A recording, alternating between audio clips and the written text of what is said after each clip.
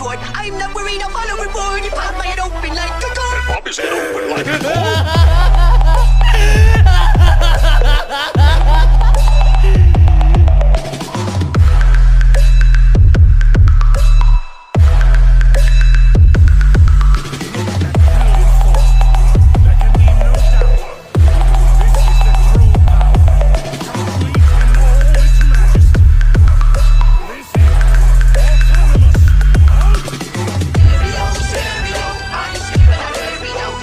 इस एपिसोड की स्टार्टिंग में हम देखते हैं गोकू वेजिटा और ब्रोली को। इस पॉइंट पर जो गोकू और वेजिटा है वो दोनों एक दूसरे से बात कर रहे थे। वो दोनों कहते हैं कि इन लोगों का पोटेंशियल बाहर आ चुका है, पर ये पूरा पोटेंशियल नहीं है, ये हमें पर्सनली लग रहा है। तो फिर क्यों ना हम अर्थ के ड्रैगन बॉल्स को कलेक्ट कर शेनरॉन को समन करें और उससे कहें इनके पूरे पोटेंशियल को अनलॉक करने के लिए। फिर गोकू वेजिटा ब्रोली शेनरॉन को समन करते हैं। इस पॉइंट पर यहाँ पर जो शेनरॉन है, जब उसे समन किया जाता है तब गोकू सबसे पहला काम करता है गोहान के पोटेंशियल को अनलीश करने का। वो कहता है कि मेरी फर्स्ट विश है कि गोहान के पोटेंशियल को पूरी तरीके से अनलॉक किया जाए, और यहाँ पर शेनरॉन वैसा करता ही है। वो गोहान के पूरे पोटेंशियल को अनलॉक कर देता है। फिर यहाँ पर वेजिटा सामने आता है। फिर यहाँ पर जो वेजिटा है वो सेकेंड विश मांगता है, और वो सेकेंड विश में अपने बेटे ट्रंक्स के जो पोटेंशियल है उसे अनलॉक करने की बात करता है।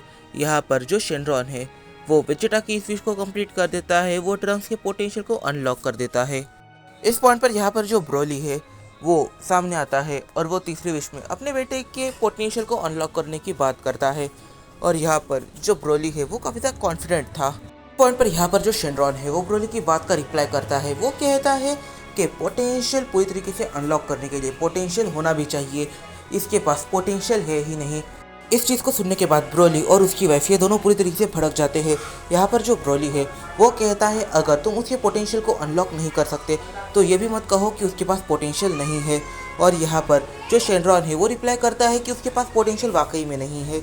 अगर उसके पास पोटेंशियल होता तो मैं उसे देख पाता, पर मुझे इसका पोटेंशियल दिख ही नहीं रहा। पॉइंट पर ब्रोली काफ़ी ज़्यादा भड़का हुआ था, और ब्रोली की वाइफ एकदम से ब्रोली को एकदम से पीछे खींचती है।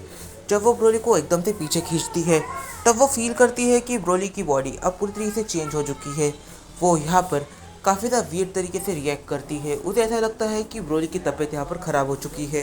तभी यहाँ पर बीरस और वीस ये दोनों आ जाते हैं। बीरस इस पॉइंट पर इन सब की तरफ देखता है। वो ये रियलाइज़ करता है कि गोकू वेजिटा ये दोनों पहले से काफ़ी ज़्यादा पावरफुल बन चुके हैं, पर ये लोग अब गोहान से ज़्यादा पावरफुल भी नहीं है और उससे वीक भी नहीं है। बीरस इस पॉइंट पर ये देखकर एक पॉइंट पर चिढ़ जाता है। इस पॉइंट पर जो बीरस है वो एकदम से भड़कता है, और वीस का चेहरा काफ़ी ज़्यादा निराशा भरा लगता है। बीरस यहाँ पर चिल्लाता है, आखिर तुम लोग यहाँ पर क्या कर रहे हो? मुझे ये पता चला कि तुम लोग जब से हमारी लास्ट बैटल हुई थी तब से ट्रेनिंग कर रहे थे, और इतनी ट्रेनिंग करने के बाद भी तुम आखिर इतने पावरफुल नहीं बन पाए। तुम में और गोहान की पावर में ज़्यादा डिफरेंस नहीं है। आखिर तुम कर क्या रहे थे उस टाइम चेंबर के अंदर? जैसे ही यहाँ पर ट्रंक्स लॉर्ड बीरस को देखता है वो सवाल करता है कि लॉर्ड बीरस आप एक्रिस के साथ गए थे उस जगह पर जहाँ पर सुप्रीम गॉड ने एक्सप्लेन किया था कि आखिर टूर्नामेंट में होने क्या वाला है और टूर्नामेंट के रूल्स क्या होने वाले हैं। इस पॉइंट पर जो बीरस है वो यहाँ पर कहता है, देखो मेरे साथ एक्रिस भी था और मैंने एक्रिस को कहा था तुम लोगों को बताने के लिए। यहाँ पर जो ट्रंक्स है वो कहता है कि एक्रिस ने हमें बता दिया है, पर आप जानते ही है कि हम एक्रिस पर कितना ट्रस्ट करते हैं। इस पॉइंट पर यहाँ पर जो ट्रंक्स का टोन है उस टोन की वजह से ब्रोली समझ जाता है कि आखिर ट्रंक्स क्या कहना चाहता है। ब्रोली यहाँ पर सवाल करता है कि आखिर तुमने ये क्यों कहा, और तुमने कहा तो कहा, ये इसके पीछे रीज़न क्या था? क्या एक्रिस ने पास में कुछ ऐसा काम किया था कि तुम लोग उसके ऊपर ट्रस्ट नहीं कर पा रहे? इस पॉइंट पर जो एक्रिस है वो कहता है, नो डैड, मेरी कोई भी गलती नहीं है और ना मैंने कुछ किया है, ये बस मुझ पर ट्रस्ट नहीं कर पाते। इस पॉइंट पर जो ब्रोली है वो उन दोनों से सवाल करता है कि तुम्हें आखिर उसकी बातों पर भरोसा क्यों नहीं है।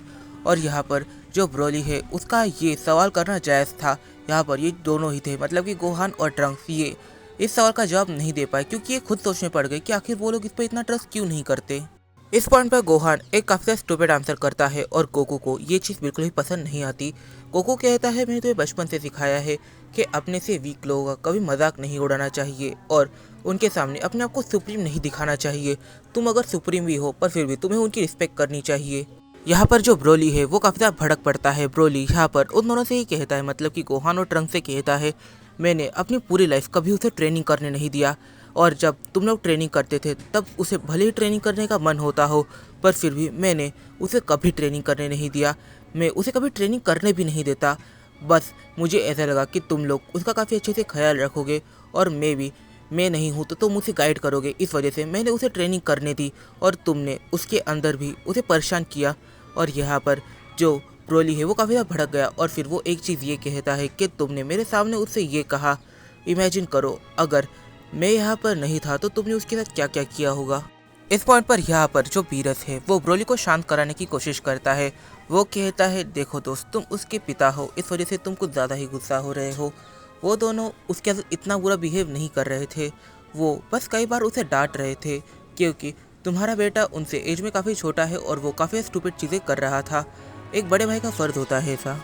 तो ये टूर्नामेंट काफ़ी ज़्यादा जल्द होने वाला है, इस वजह से हमें 10 लोगों की एक टीम चाहिए। अब हमें टीम के लिए मेंबर्स चाहिए होंगे, आखिर ये मेंबर्स कौन होंगे इस बारे में हमें ज़रा सोचना पड़ेगा। इस टाइम पर जो गोहान है वो एकदम से कहता है मैं अपने टीम के 2 होने वाले मेंबर्स को यहाँ पर लेके आ सकता हूँ और मुझे उसके थोड़ा सा टाइम चाहिए होगा। इस पॉइंट पर गोहान ट्रंक्स के साथ जा रहा होता है कि तभी गोहान एकदम से रुकता है। वो मुड़कर इक्रिस को देखता है और कहता है इक्रिस, हम लोग कहाँ जा रहे हैं इस बारे में भी तुम्हारे पास एक आइडिया होगा। और हाँ, हम लोग दोनों काफ़ी है वहाँ पर इस पॉइंट पर तुम्हारे पास मेरे लिए एक काम है। मैं अभी तक तुम्हें काफ़ी ज़्यादा अंडर एस्टिमेट करते आया हूँ, पर अब मैं तुम्हें अंडर एस्टिमेट नहीं करने वाला और अब मैं तुम्हें काम देने वाला हूँ। इस काम को तुम्हें कैसे करना है वो तुम खुद देख लेना। और यहाँ पर जो गोहान है वो कहता है कि जो लेज़र्ड तुम्हें पसंद नहीं थी, जिसने हम पर अटैक किया था, उस लेज़र्ड को कैसे भी कर मना कर इस टूर्नामेंट के लिए रेडी करो। और हमारे पास शेनरॉन की एक विश है, हो सके तो उसके पोटेंशियल को भी अनलॉक कर देना। और उसके पोटेंशियल को अनलॉक करने की वजह यह है क्योंकि मैंने उसके पोटेंशियल को देखा था, वो काफ़ी ज़्यादा था। जब गोहान ने उसे ये काम दिया तब जो इक्रिस है वो ये सोचता है कि आखिर अब गोहान ने फाइनली मुझे कुछ दिया है काम करने के लिए, तो अब मैं इस काम को कंप्लीट करूँगा। ये टास्क मेरे लिए मुश्किल तो होगा, पर हाँ मैं इसे कैसे भी करके आसान करूँगा। और तब वो एक बार देखता है कि यहाँ पर वीस और बीरस है। वो यहाँ पर बीरस से कहता है लॉर्ड बीरस, अब यहीं पर रुकिए, आप डैड और इन सब के साथ ट्रेनिंग कीजिएगा, पर हाँ मुझे वीस के साथ थोड़ा सा काम है। क्या आप वीस को ये ऑर्डर कर सकते हैं कि वो मुझे किंग यमा के पास लेके जाए। किसी और को उस पर ट्रस्ट हो ना हो, पर बीरस को उस पर ट्रस्ट था। इसके पीछे एक रीज़न है, क्योंकि बीरस को उसे पिटता देखकर काफ़ी ज़्यादा मज़ा आता था, पर हाँ वो अपने कामों को ठीक से करता था। बीरस ने उसे जितने मुश्किल टास्क दिए थे वो सब उसने क्लियर करे थे और अब गोहान ने उसे फर्स्ट टाइम एक टास्क दिया है। तो यहाँ पर जो बीरस है वो वीस से कहता है वीस, ये बच्चा जैसे जैसे कहे तुम्हें वैसे वैसी चीज़ें करनी है। और सबसे पहला टास्क जो इनका था वो है किंग यमा के पास जाना। इस पॉइंट पर यहाँ पर जो एक्रीज है वो वीस की तरफ देखता है। ये दोनों निकलने ही वाले थे कि जो एक्रीज है वो एकदम से कहता है रुके सर। और यहाँ पर वो वीस से सवाल करता है हे वीस, क्या आप मुझे ये बता सकते हो कि आप ज़्यादा पावरफुल हो या किंग यमा। यहाँ पर जो वीस है वो कहता है इसके बारे में मैं तुम्हें कैसे बता सकता हूँ। और इस पॉइंट पर जो एक्रीज है वो समझने की कोशिश करता है। वो कहता है आपके स्टाफ के अंदर पूरे के पूरे यूनिवर्स की इन्फॉर्मेशन होगी ना। यहाँ पर जो वीस है वो कहता है हाँ मेरे स्टाफ में पूरी यूनिवर्स की इन्फॉर्मेशन है। तो जो एक्रीज है वो वीस से कहता है तो क्या हम ये देख सकते हैं कि आखिर जो फ्रीजा है वो हेल में है या फिर हेवन में है। और जैसा कि हम सभी जानते हैं कि जो यूनिवर्स है उसके अंदर हमेशा स्ट्रॉन्गेस्ट एंजल होता है। और यहाँ पर जो एंजल है यानी वीस, वो ये भी जानता है कि फ्रीजा है कहाँ पर और वो ये भी जानता है कि आखिर हेवन का रास्ता कहाँ पर है। वो एक्रिस को लेकर सीधा हेवन के लिए निकल लेता है। जब एक्रिस हेवन को देखता है तब वो देखता है फ्रीजा को हेवन में और यहाँ पर उसके आजू बाजू एक टाइप से कॉटन पूरा लिपटा हुआ है। फ्रीजा चाह कर भी उस चीज़ से निकल नहीं पा रहा था। इस पॉइंट पर हेवन के कुछ डमी एंजल्स उसके पास आकर उसे स्माइल करने को कह रहे थे और इंजॉय करने को कह रहे थे, पर फ्रीजा इस चीज़ से और भी ज़्यादा फ्रस्ट्रेट हो रहा था कि तभी वो देखता है एक्रिस को। इस पॉइंट पर वो ये नोटिस करता है कि एक्रिस के सर पर वो येलो कलर की रिंग है ही नहीं। इस पॉइंट पर यहाँ पर जो एक्रिस है वो एकदम से फ्रीजा के पास आता है। एक्रिस कहता है हेलो लिजर्ड, मैंने एक्सपेक्ट नहीं करा था कि तुम मुझे हेवन में मिलोगे। इस पॉइंट पर फ्रीजा उसे करेक्ट करता है और कहता है, फ्रीजा एकदम से चिल्लाता है आखिर तुमने समझ कर रखा है मुझे यहाँ पर क्यों आए हो, जल्दी से बताओ और यहाँ से निकलो। इस पॉइंट पर जो फ्रीजा है वो काफ़ी ज़्यादा फ्रस्ट्रेट हो चुका है। वो कहता है अगर मुझे हेल मिलता तो काफ़ी अच्छा था। इस पॉइंट पर यहाँ पर जो एक्रिस है वो कहता है देखो फ्रीजा, एक टूर्नामेंट होने वाला है, उस टूर्नामेंट में काफ़ी सारे अलग अलग यूनिवर्स पार्टिसिपेट करेंगे। देखो हम जानते हैं कि तुम कितने ज़्यादा पावरफुल हो, हमने तुम्हें फेस किया है और मेरे फ्रेंड्स तुम्हारी स्ट्रेंथ को अप्रिशिएट कर रहे थे। मैंने सोचा और मेरे फ्रेंड्स ने सोचा कि तुम्हें इस टूर्नामेंट में इनवाइट किया जाए, हमारे साथ तुम्हें बाकी यूनिवर्सेस के खिलाफ लड़ना है। तभी फ्रीजा और एक्रिस के पास से एक डमी एंजल गुजरती है और वो कहती है, हे अब स्माइल करो। यहाँ पर ये जो डमी एंजल है वो थोड़े थोड़े टाइम में आकर फ्रीजा से ये कह रही थी। जो एक्रिस है वो उसकी बातें सुनकर हल्की हल्की स्माइल किए जा रहा था। यहाँ पर जो फ्रीजा है वो फ्रस्ट्रेट होता है। फ्रीजा एक्रिस से कहता है, हाँ मैं तुम्हारी बात मानूंगा, पर इसके बदले में तुम्हें मुझे रिवाइव करना होगा। इस पॉइंट पर यहाँ पर जो एक्रिस है वो डील डन कर देता है। एक्रिस कहता है, ठीक है, मैं तुम्हें इस टूर्नामेंट के होने के बाद रिवाइव करूंगा प्लैनेट अर्थ के ड्रैगन बॉल्स की मदद से। और इस पॉइंट पर फ्रीजा को ये चाल समझ में नहीं आई।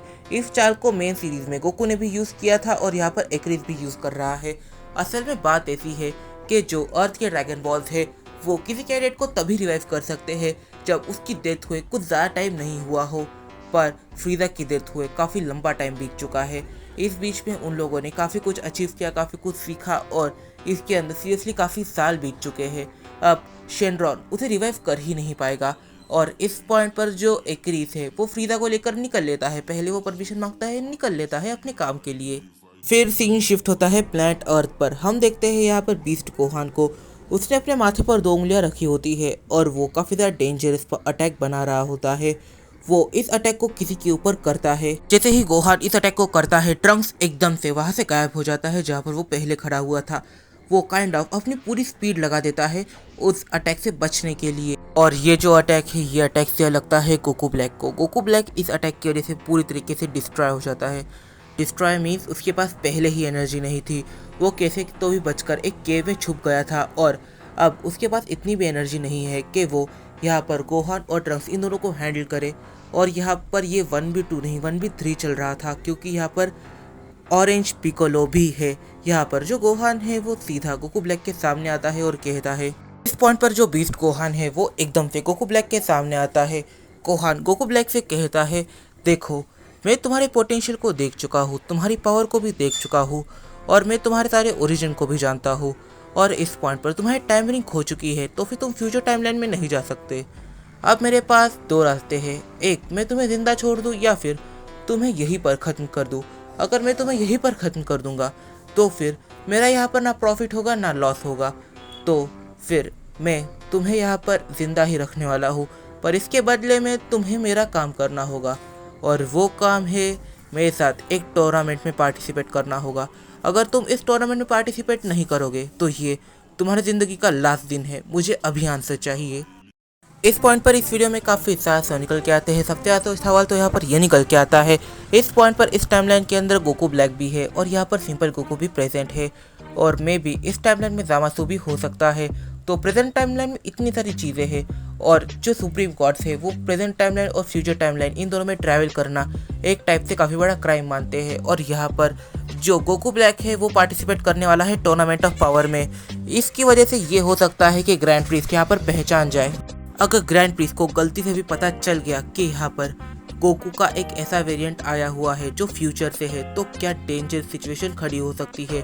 और उससे भी ज़्यादा डेंजरस बात तो ये है, यहाँ पर जो फ्रीजा है और एक्रिस है इन दोनों के बीच की जो कन्वर्सेशन है, वैसे ही कन्वर्सेशन मेन टाइमलाइन में हुई थी गोकू और फ्रीजा के बीच, और तब हम लोगों ने बातों पर नोटिस नहीं किया था।